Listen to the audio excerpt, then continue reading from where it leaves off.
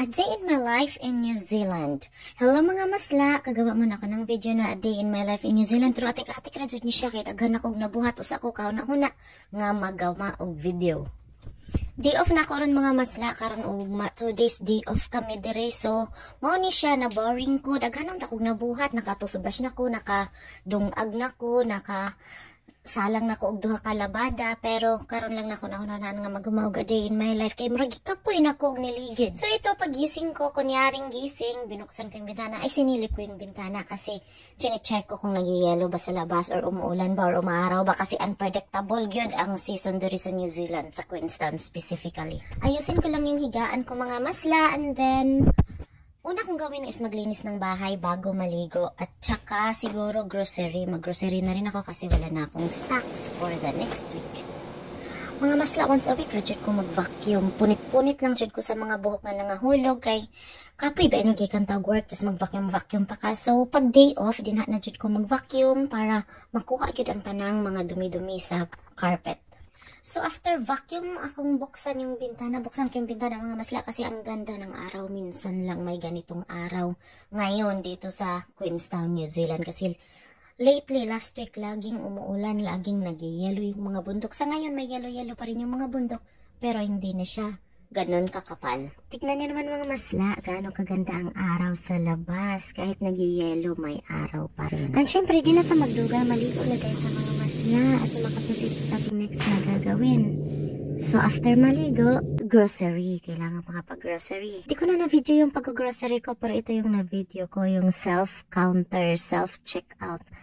Ikaw na yung mag-punch-punch, ikaw na yung cashier, ikaw na yung magbabayad, ganito dito, kaya hindi na need ng maraming tao sa mga mall.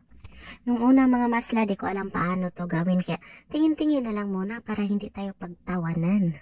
Yung mga items na walang tag, kagaya ng mga avocado, luya, so ikikilo mo rin dyan yan masla, isulat mo kung anong items yan. Applicable talaga dito mga masla ang sinasabing honesty is the best policy. So ayan, magbayad na kami, and after that, ilagay na namin yan ulit sa cart, and good to go. Medyo maaga pa kasi mga masla, kaya ayaw ko munang umuwi, kaya sinabi ko road trip muna. Sabi ko sarili ko, parang ang ganda mag-drive ngayon.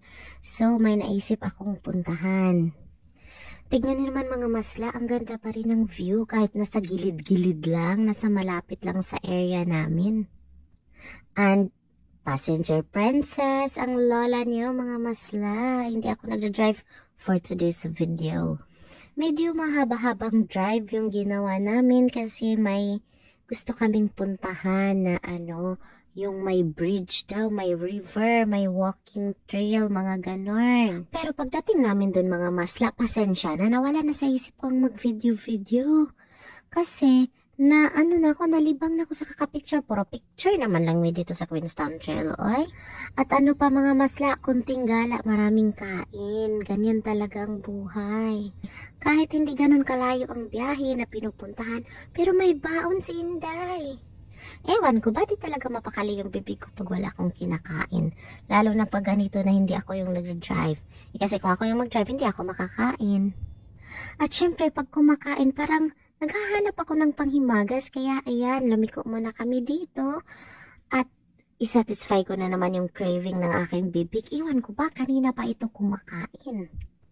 Pero bigla akong nag-isip, ano kaya magandang dessert sa kinakain kong sushi? Kaya ito na yun mga masla. Dito ako makahanap sa night and day. Gusto kong mag-ice cream. So ayan, tuwang-tuwa na naman yung bibig ko. Hindi na naman mapakali mga masla.